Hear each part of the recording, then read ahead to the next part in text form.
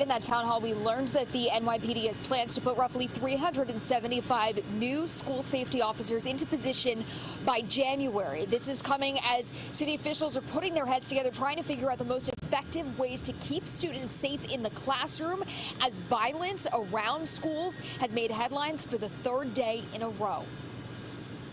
Parents, police, and politicians all weighing in on how to keep New York City's public schools safer. I've been trying to preach for this stuff for the longest time, and it's getting really out of control. And we need to really do something about it.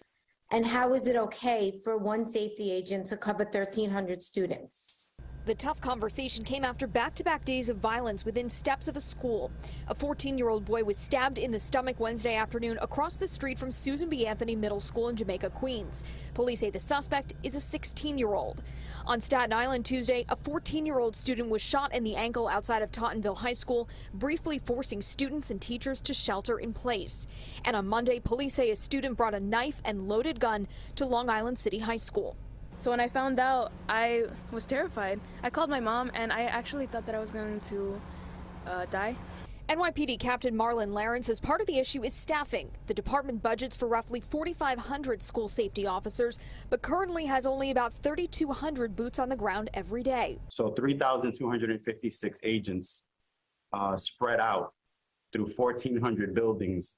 That doesn't translate to very much. And unfortunately, our elementary schools have single agents, which naturally is not something that we want to see. Captain Laren says the number of weapons recovered in schools so far this year is roughly double what it was at the same time last year. The most confiscated are tasers, knives, and pepper spray.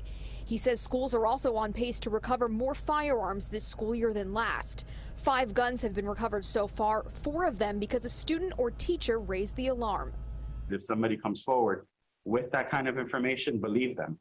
Believe them. Don't just think that, oh, you know, it's a game. Kids are just playing. And when asked about the possibility of arming school safety officers, the NYPD said in the meeting that that is just not a possibility that's on their radar right now.